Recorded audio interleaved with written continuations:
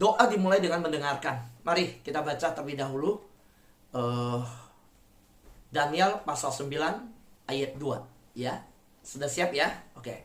Selama tahun pertamanya sebagai raja, aku mempelajari kitab-kitab dan memperhatikan pesan Tuhan kepada Yeremia, bahwa 70 tahun akan berlalu sebelum Yerusalem dibangun kembali. Saudara, di dalam Daniel pasal 9 ayat 2, ketika Daniel melewati masa demi masa pemerintahan raja demi raja, sampai di Raja Darius, Daniel masih tetap dipakai oleh Tuhan di dalam pemerintahan. Raja sudah turun, Daniel tetap. Ini bicara apa? Bahwa kekuasaan itu datang daripada Tuhan, bahwa Tuhan yang meninggikan dan yang merendahkan, Tuhan yang mengangkat dan Tuhan yang menurunkan, dan bahkan Tuhan menunjukkan kebenaran anak-anak Tuhan seperti fajar yang terus terang benderang. Ya, saudara, semakin siang semakin terang. Daniel di dalam seluruh panggilan dia sebagai pelayan Tuhan di dalam pemerintahan, tidak melupakan membaca firman Tuhan. Dia mempelajari, dia membaca kitab-kitab, dia memperhatikan, dia menggali, kalau bahasa sekarang menggali Alkitab. Dan dia membaca di sana bahwa Tuhan berkata kepada Yeremia bahwa 70 tahun akan berlalu sebelum Yerusalem dibangun kembali. Saudara lihat, Daniel pun mempelajari, memperhatikan pesan Tuhan kepada Yeremia dibaca. Saudara, apa yang ingin saya sampaikan? Yaitu bahwa doa tidak dimulai dengan berbicara. Doa itu dimulai dengan mendengarkan. Saudara, ada banyak yang berpikir bahwa doa itu banyaknya kata-kata. Enggak. Doa itu kita juga bisa berdiam diri dan biarkan Tuhan yang berbicara. Tetapi di sini saya mau menyampaikan yang dimaksud dimulai dengan mendengar adalah bahwa doa yang ditunjukkan oleh Daniel, doa yang efektif. So, pertama-tama kita melihat di situ disebut bahwa Daniel mempelajari kitab, membaca kitab, dan dia bisa menggali dari kitab Yeremia, dan dia menemukan bahwa ada janji Tuhan untuk Yerusalem. Tetapi setelah pembuangan 70 tahun, maka Daniel berdoa sesuai dengan janji Tuhan. Dia berdoa sesuai dengan pesan firman yang dia dapat. Maka saya katakan doa Daniel doa yang efektif. Nah, saudara, doa yang efektif itu apa? Pertama-tama adalah mendengarkan Tuhan. Berbicara dulu dengan firman-Nya. Dengan membaca firman-Nya, yaitu Alkitab. Saudara bisa pikirkan begini. Kalau Daniel berdoa waktu ketika dia dibuang ke Babel, bahkan sebelum Raja Darius, baru di Raja Nebukadnezar, baru di 10 tahun pembuangan pertama, lalu Daniel berdoa, Tuhan, kami yakin, kami beriman Tuhan kembalikan ke Yerusalem, kami akan kembali. Lalu dia berkata, waktu dekat kita akan kembali kepada Sadrak, Mesak, Abednego. Loh, itu gak efektif. Dia doa, dia udah doa. Setelah 10 tahun, 20 tahun doa, 30 tahun doa, Tuhan kok gak jawab doa ya? Ya, Tuhan bilang di Alkitab, di dalam Yeremia, 70 tahun setelah aku buang kamu, aku akan memulihkan. Nah, jadi Daniel tidak sembarang doa. Doa Daniel itu terarah, jelas, sesuai dengan apa yang dikatakan firman. Ketika dia berdoa untuk Yerusalem, ketika dia berdoa, dia tahu apa yang Tuhan katakan tentang Yerusalem. So, ada banyak anak-anak Tuhan terlalu buru-buru untuk berbicara kepada Tuhan sebelum mempersiapkan hati untuk mendengar Tuhan bicara sama dia. Saudaraku yang terkasih dalam Tuhan, doa yang efektif pertama-tama adalah mendengarkan Tuhan berbicara dulu dengan membaca firman-Nya, yaitu Alkitab. So, saya bilang orang yang tidak mendengar Tuhan bicara tidak layak untuk bicara sama Tuhan. Kenapa? Kita mau didengar Tuhan terus. Kita mau berteriak bicara Tuhan, ini saya, ini saya. Selalu Tuhan bilang, "Nak, saya ada di sini. Yuk, saya mau mengajar engkau. Saya mau melatih telingamu seperti telinga seorang murid, hati seorang hamba. Mendengarkan lebih baik." Tapi berapa banyak anak-anak Tuhan terlalu sibuk sehingga nggak pernah baca Alkitab. Nggak pernah sentuh firman Tuhan. Saudara, bagaimana saya berpikir kalau tidak pernah tahu kata Tuhan, tidak pernah mau dengar Tuhan berbicara, lalu mau bicara sama Tuhan? Saya mau tanya setiap kita, orang tua mana yang anaknya cuma mau didengar, tapi nggak mau dengar orang tua? Waktu kita sampaikan, dia ada permintaan, "Mami, ini ada iPhone terbaru." Nah saya mau beli Mami. Nah, kita mau ajarkan keuangan Mami sekarang bagaimana, kondisi bagaimana. Terus iPhone yang terbaru ini, kenapa nggak merek yang lain? Kayak Pak Fu pakai Xiaomi yang dari Cina aja. Kan begitu kan? Murah meriah begitu. Nah, kita ajarkan anak bicara. Terus dia bilang, udah nggak, Mami dengerin saya aja. Yang bagus ini. Dan saya mau yang ini. Tapi dia nggak mau tahu kondisi ekonomi. Dia nggak mau tahu bagaimana keadaan pekerjaan. Dia tidak mau tahu bagaimana karir orang tuanya. Dia tidak mau bagaimana pandangan orang tua tentang teknologi. Dia tidak pernah mau tahu ketika diarahkan. Dia nggak mau tahu bahwa memang kita ada uang bisa kasih, tapi kita sedang siapkan uangnya untuk dia kuliah nanti. Walaupun dia baru SMA, baru SMP. Kita sedang menabung buat dia, bukan habiskan di handphone. Pokoknya dia cuma datang minta, dia nggak mau dengar. Nah, bagaimana bisa didengar oleh Tuhan? Doa yang anak Tuhan hanya mau didengar, nggak mau mendengar. Saudara, kita perlu membiarkan Tuhan berbicara kepada kita, sehingga kita tahu bagaimana berdoa. Jujur saya mau katakan, kita jadi tahu bagaimana berdoa. Karena banyak anak Tuhan nggak ngerti, nggak tahu cara berdoa, karena nggak pernah membiarkan Tuhan berbicara bagi hidupnya. Saudara, kalau kita membiarkan Tuhan berbicara kepada kita, kita tahu bagaimana berdoa. Kita tahu apa yang harus kita minta, doakan. Kita tahu siapa yang harus kita doakan. Kita tahu di mana harus berdoa. Kita tahu kapan kita berdoa. Saudara, ini penting. Kalau kita tidak pernah peka akan suara Tuhan, itu terjadi. Seperti anak-anak Imam Eli, Hofni Pinehas, melayani terus. Tapi Tuhan tidak pernah bicara sama dia. Enggak. Karena dia terlalu terfokus kepada hal yang lain. Saudara, lalu apa yang terjadi? Firman Tuhan turun di Samuel. Lo anak imam siapa? Hofni Pinehas. Lalu keturunan imam itu, garis keturunan turun siapa? Turun ke mereka. Suara Tuhan harusnya turun ke siapa? Ke mereka. Tapi Tuhan tidak bekerja dengan cara manusia. Kalau hidup kita tidak menyukakan hati Tuhan, sekalipun kita pendeta, Tuhan bisa singkirkan. Kalau kita nggak mau peka sama Tuhan. Jangan pikir aku keturunan pendeta, papaku pendeta, atau diri aku hamba Tuhan, berarti aku pasti didengar Tuhan. Kalau jadi hamba Tuhan nggak mau dengar Tuhan, Tuhan juga nggak akan dengar doa-doa kita.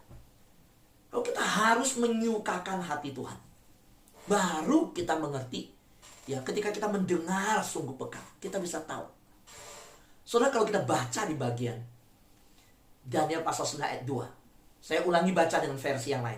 Selama tahun pertama, Darius sebagai raja, saya Daniel sedang membaca kitab suci.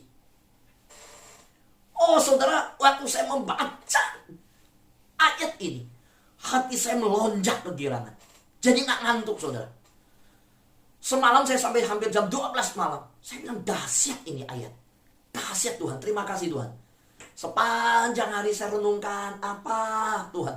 Apa yang Tuhan mau ajarkan tentang menyukakan hati Tuhan. Soal bulan September ini kita terus memperkatakan satu kalimat. Hidup menyukakan hati Tuhan. Karena ini yang Tuhan mau. Nah, waktu saya memperkatakan terus, Tuhan, aku rindu hidup menyukakan hati Tuhan. Hidup menyukakan hati Tuhan. Pikiran saya mulai dibawa melihat Daniel. Saudara, ini pribadi yang menyukakan hati Tuhan. Saudara bayangkan, Tuhan menemukan dia membaca firman Tuhan. So kalau Tuhan datang ke bumi, adakah Tuhan mendapatkan iman di bumi? So kalau kita berkata kita mengimani akan perkataan firman Tuhan, kapan kita ada waktu membaca firman Tuhan? Daniel kita melihat selama tahun pertama Darius sebagai raja, saya Daniel sedang membaca kitab suci. Dia mempertontonkan akan kesalahan hidupnya, akan disiplin rohaninya. Dia tuliskan, dia nyatakan. Saudara, waktu kita cerita kepada anak kita, "Pak, Mah, gimana pacaran masa dulu?" Anak-anak ceritakan ya ke mereka bagaimana kita jadian sebagai orang tua ya. Itu baik ya, anak-anak ya. Bagaimana menikah, segala macam cerita. Jadi mereka tahu perjalanan kita sebagai orang tua. Jadi makanya ajarin anak-anak kita setia. Waktu pacaran jangan banyak pasangan. Nanti waktu cerita ke anak bingung. Nanti dia tanya, "Papa, Mama pernah pacaran sama berapa orang?" Bingung jawabnya. Nah saudara, ketika kita cerita ke anak, betapa indahnya kalau orang tua yang berkata, "Papa tahu ini, ya nak, ini adalah istri akan dikasih Tuhan." Dari mana Papa tahu? Waktu Papa membaca firman Tuhan, Papa dapat satu kalimat yang begitu meneduhkan hati. Lalu Papa berdoa, dikonfirmasi oleh Tuhan. Nah kan indah. Waktu Papa melangsungkan itu, firman Tuhan berkata berdoalah. Papa dengerin kata firman Tuhan. Papa doakan jodoh Papa. Papa berdoa. Dan akhirnya bertemu dengan mamamu yang Tuhan atur sedemikian. Nah saudara, dasarnya anak-anak kita akan melihat, waduh. Jadi anak kita waktu dia di dalam pergumulan masa pacarannya atau mencari pasangan, dia langsung ingat, papa mama cerita. Waktu dia turut mendengarkan firman Tuhan, bahwa Tuhan berkata berdoalah untuk pasangan yang Tuhan berikan. Dia papa mama berdoa. Saya mau dengerin firman Tuhan juga. Melakukan firman Tuhan.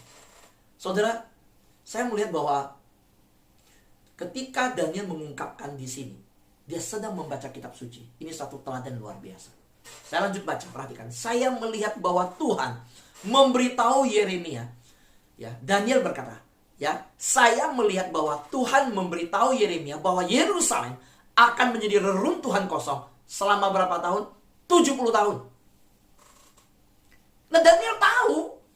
Maka doa Daniel doa yang efektif, terarah. Dia tahu 70 tahun. Dia dapatkan ketika membaca Alkitab. Kalau dia nggak baca kitab Yeremia, dia nggak akan pernah tahu 70 tahun. Dia nunggu aja, malah meratap, menangis, meminta. Tapi kalau dia tahu 70 tahun, doanya pasti beda. Saudara, perhatikan. Karena Daniel mempelajari, ya, perhatikan. Mempelajari kitab suci.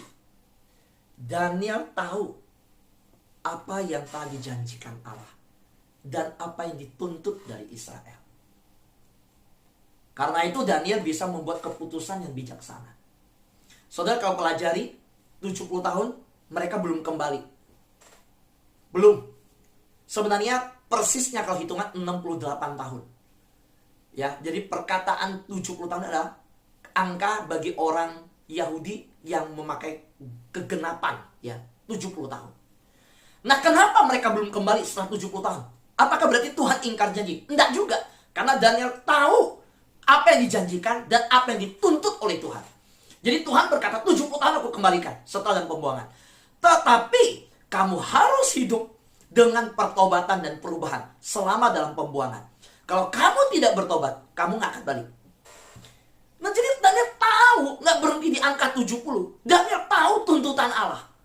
Maka waktu dia melihat bangsa dia sendiri yang dibuang dan tidak mengalami pertobatan, Daniel nangis di hadapan Tuhan. Dia semakin gentar di hadapan Tuhan. Bagaimana 70 tahun bisa dikembalikan? Allah yang menjanjikan telah memberikan tuntutan demikian, syarat, tapi anak-anak Tuhan tidak menuruti. Nah, saudara, mempelajari kitab suci sangat penting. Jadi jika saudara mau berdoa secara efektif seperti Daniel, ya, jadi saudara harus mempelajari kitab suci dan belajar firman Tuhan setiap hari. Dan saya bersyukur setiap pagi saudara memegang bolpen, mengambil kertas, mencatat. Saudara dengar ulang khotbah ini ketika udah saya upload di YouTube. Saudara mengulangi lagi ini. Saudara bahkan menjadikan penginjilan khotbah ini disampaikan, dibagikan kepada keluarga. Kalau perlu saudara diskusikan. Bikin komsel di mana tema hari ini, pagi ini, siang atau sore ketemu bahas ini. Ya, kalau tidak bisa hari ini, yang besok berarti pakai tema yang besok. Saudara gali firman Tuhan. Saya bersyukur bahwa setiap kita semakin hari semakin haus dan lapar. Saya melihat setiap hari kita lapar, haus. Bahkan ada yang bertanya, Pak Fu besok bahas apa ya? Ada. Kalau saya belum kasihkan tema, ada yang nanya, Pak Fu besok bahasnya apa ya? So, semakin banyak Anda mengetahui firman Tuhan, semakin banyak doa yang akan Anda dijawab. Saudara, karena saudara, waktu seperti saya kasih contoh, Daniel berdoa dan tidak tahu 70 tahun ini, dia akan menganggap doanya akan dijawab. Tapi kalau dia tahu, dia ngerti, berarti doa saya dijawab. Waktu dia berdoa setelah 70 tahun, kok Tuhan belum mengembalikan? Tapi dia tahu tuntutan syarat Tuhan. Lalu dia lihat kehidupan bangsa. Maka waktu dia berdoa, dia doa fokus pertobatan bangsa supaya dikembalikan. Dia bukan merasakan, aduh, buat apa doa 70 tahun juga nggak digenapi, bangsa saya nggak dibalikin, Tuhan nggak jawab doa.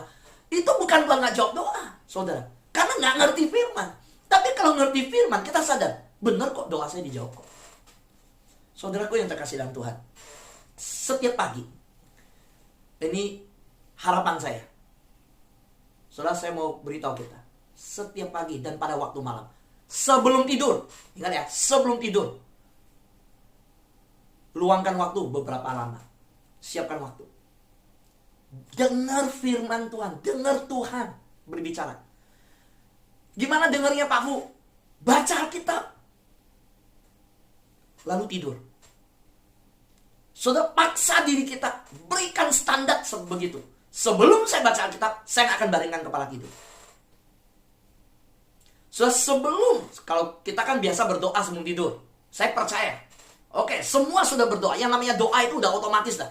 Duduk, waktu diranjang duduk, lagi baring pun teringat doa. Tapi baca Alkitab nggak? Nggak ada banyak yang nggak baca firman Tuhan. So, yuk mulai. Dengarkan Tuhan berbicara. Dengan saudara baca firman Tuhan. Nah, saudara mulai berdoa, lalu tidur. Jangan langsung doa terus tidur. Dengerin. Saudara, saya rindu setiap pagi. Nah, kalau setiap pagi kita sudah lakukan, pagi-pagi seperti ini, kita sudah cari Tuhan. Ya, sahabat doa, saya rindu perjalanan rohani kita menyukakan hati Tuhan. Hidup kita menyukakan hati Tuhan. Dan inilah pesan yang Tuhan berikan kepada kita hari ini. Saudara, jangan tinggalkan mendengarkan suara Tuhan. Ya, sebelum berbicara, dengarkan dulu. Gimana dengar? Baca firman. Tuhan sudah berkata-kata. Tuhan sudah kasihkan suaranya. Ya, Pak Fu, ada yang audible nggak?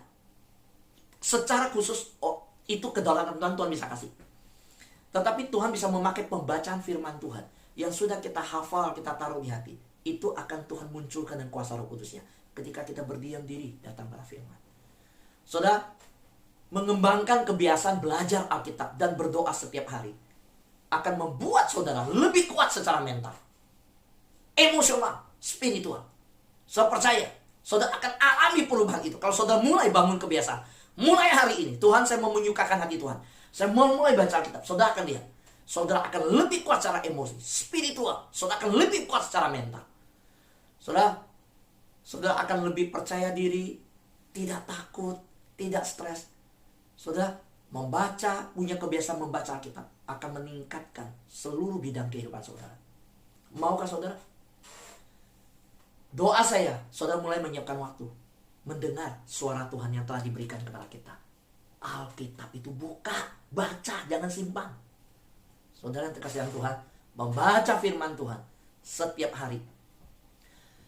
Sehingga saudara dapat belajar, ya, mengingat janji-janji yang telah Tuhan buat untuk saudara. Kenapa kita perlu dan penting membaca Alkitab? Supaya kita tahu loh saudara, janji-janji Tuhan. Kita dapat belajar mengingat janji Tuhan. Kita tahu apa yang Tuhan janjikan untuk kita. Jadi mulai hari ini, ya, bangun disiplin belajar Alkitab. Bangun disiplin dengar suara Tuhan. Ya, bangun disiplin itu. Dan percayalah, doa saudara kepada Tuhan dan doa saudara ketika di hadirat Tuhan bersama dengan Tuhan, itu akan menjadi efektif. Selamat mempraktekannya, selamat memulai. Tuhan berkati kita semua. Amin.